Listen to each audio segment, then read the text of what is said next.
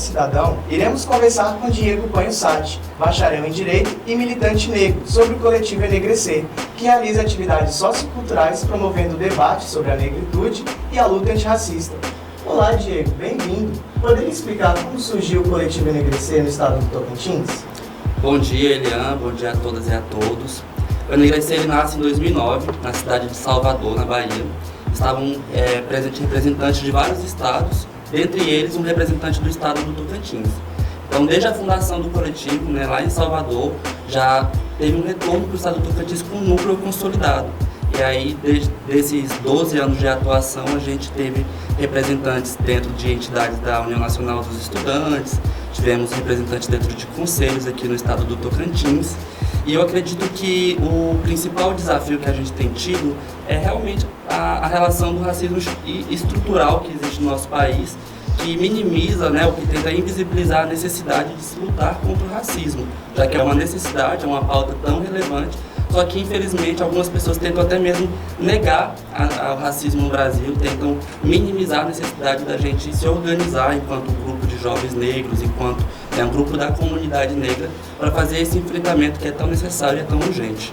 Diego, já que você falou sobre o racismo estrutural, eu queria perguntar para você quais foram as principais dificuldades e repressões encontradas pelo coletivo. Então, acredito que é justamente sobre isso, é realmente a perspectiva da sociedade ainda em tentar não ver o racismo como algo urgente a ser combatido no Brasil. A gente vem aí de um processo de quase 400 anos de escravidão nesse país.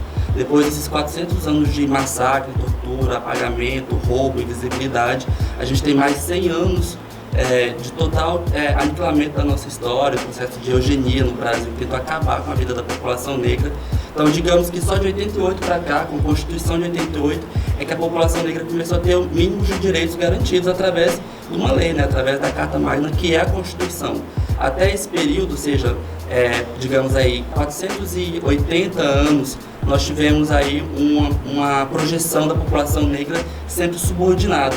Então, nesses últimos 30 anos, e principalmente através também da atuação dentro do campo político, através das reivindicações, através dos movimentos sociais, a gente tem trazido a necessidade à tona, a necessidade de se combater o racismo, porque é possível viver numa sociedade sem racismo.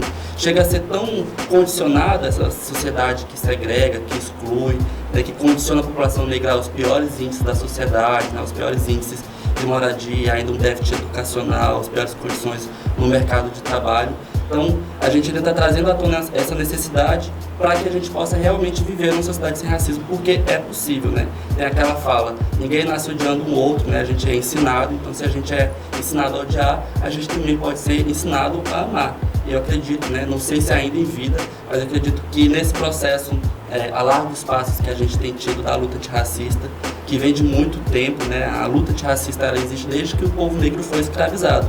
A gente tem aí exemplos dos quilombos, que são nossos primeiros polos de resistência antirracista, até os movimentos sociais hoje em dia, até os professores que estão na academia produzindo ciência negra, até os parlamentares que estão lá no Congresso, que estão nas câmaras, que estão nas assembleias, levando a necessidade da luta antirracista, leis que possam reparar minimamente essas desigualdades sociais. Então a gente está dividido, o movimento negro ele é dividido em vários aspectos da sociedade, sejam os povos tradicionais, sejam a mídia negra, que hoje tem um papel fundamental para denunciar tudo isso. Eu acredito que os maiores desafios ainda, como eu já enfatizei, realmente é a minimização da necessidade que ainda existe por parte daqueles que tentam negar que a gente vive um processo de exclusão e de segregação no Brasil. E sobre o coletivo Enegrecer, a gente sabe que ele atua em vários estados do Brasil, se não todo o Brasil. Eu gostaria que você falasse um pouco sobre quais atividades o Enegrecer aqui no estado está realizando. Então, o coletivo é um movimento social negro, então ele reúne jovens negros para denunciar o racismo. E aí a gente tem os espaços de formação, que é para a gente realmente saber mais da nossa história. A gente sabe que com o processo do racismo houve o processo de apagamento mesmo, então a gente tenta buscar esse resgate histórico, saber a nossa origem, da onde que nós viemos, nossos valores, as filosofias que abarcam a vida da população negra. Então, sempre espaços de conversa, sobretudo, a gente fala que o povo negro sempre esteve muito em roda, porque é em roda que a gente se fortalece, que a gente pode apresentar nossas dores, também nossas conquistas, e é nesses espaços que a gente consegue, através de afrodiálogos, conseguir saber como é que é a vida do outro, saber quais são as dificuldades do outro e se encontrar também nessas dificuldades. E para além disso, né, para além de se auto-organizar, a gente também entende que é preciso denunciar. A gente só vai combater o racismo, a gente só vai acabar com o racismo, a gente identificando ele e botando o dedo na ferida, falando isso é racismo, isso não é mimimi. E isso, essa segregação, se a gente, embora seja 70% da população brasileira e no parlamento nós só somos 20%, é uma falsa representação da democracia, né? Porque se a gente não tem a dita democracia representativa e efetiva, a gente vive nitidamente esse processo de racismo. Então eu acredito que atos de denúncia, atos de exposição pública, casos isolados, né, quando acontece um ato de racismo em algo específico, a gente vai lá, faz um ato de denúncia. Acredito que a ocupação das ruas também sempre foi um espaço muito importante para os movimentos sociais negros, então estar em marchas, estar em caminhadas também é uma atividade que sempre movimenta muito, que também é muito relevante para a sociedade brasileira. Sobre esse termo que você falou, mimimi, ele ficou bem usado no governo anterior. E eu gostaria de saber de você sobre esse novo governo. A gente já vê avanços no debate sobre a negritude, na luta antirracista por meio de reformulação de leis e incentivo a projetos. Você acha que existe um protagonismo do enegrecer nessas recentes vitórias? Sim. Como, né, a gente falou, a sociedade ela não nasce racista, ela se estruturou a partir disso. Então, acredito que se o racismo ele existe, se manteve e ainda está presente, são por consequências políticas. E não é só no campo político da eleitoral, né, como as pessoas pensam, porque política é muito mais para além disso. Então, a NEGRC sempre viu a necessidade de se debater política, não só eleitoral. Mas no campo da política eleitoral, ou até mesmo no campo partidário, enfim, até mesmo de gestão de governo, a gente percebe que o debate racial ele sempre se dividiu entre os que vão entender que existe racismo que precisa se combater e aqueles que tentam minimizar. E a gente viveu aí duas dualidades, né, entre um grupo de pessoas que realmente não só manifestou por diversas vezes atos, falas, e tentou desestruturar várias políticas de combate ao racismo. A gente tem aí a exemplo da Fundação Palmares, que é uma fundação responsável ali por regulamentar os territórios quilombolas, enfim, se valorizar mesmo a cultura afro-brasileira, enfim, ou seja, a gente viveu ali uma série de desgovernos mesmo acerca da política antirracista, de combate ao racismo, de valorização da população negra. E a gente vive agora um outro governo, um governo que incentivou e criou, né, desenvolveu a política de cotas raciais, que mudou a cara da universidade brasileira. Então, se a gente hoje tem uma universidade majoritariamente negra, porque nós conseguimos um feito no último ano de ser mais que 50% nas universidades, muito tem a ver com essa política.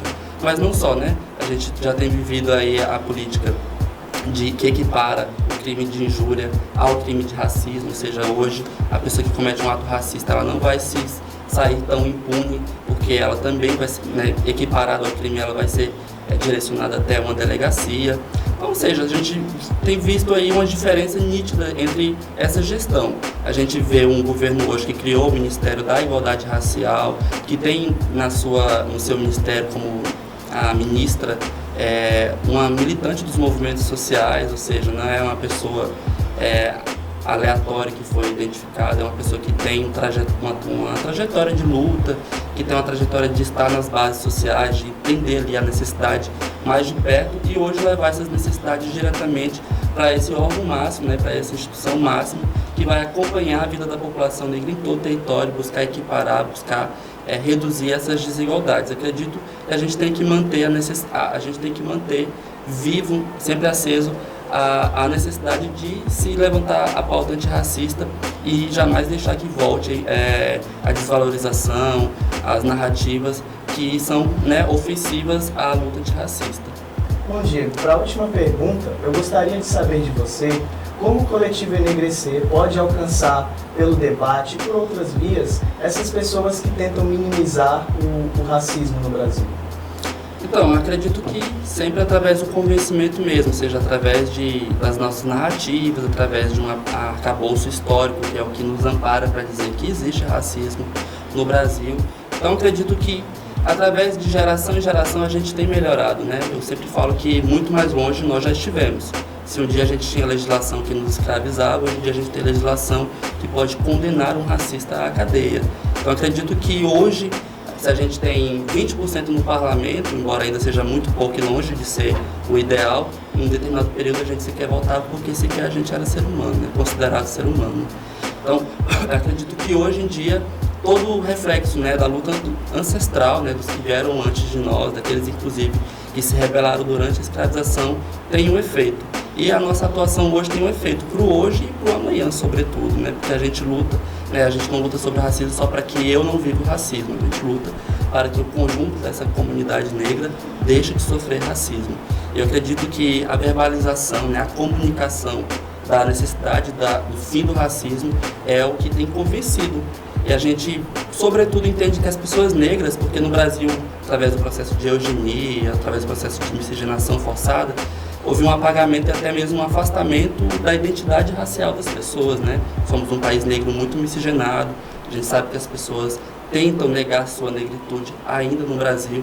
Então, fazer com que negros se identifiquem como negros e que a partir disso criem uma responsabilidade de onde quer que eles estejam, eles sejam militantes do movimento negro, militantes antirracistas, ou seja, se você é um advogado que tem como pauta central o fim do racismo no Poder Judiciário. Se você é um jornalista, você tem como pauta central o fim do racismo no campo da comunicação. Aonde você puder estar, né, enquanto uma pessoa que desenvolveu essa consciência racial, você vai ser um denunciador do racismo e alguém que vai estar valorizando sempre a vida da população negra. Então, muito obrigado, Diego, pela sua presença. E assim encerramos a entrevista hoje sobre o coletivo Enegrecer. Obrigado pela audiência e continue nos acompanhando aqui no canal.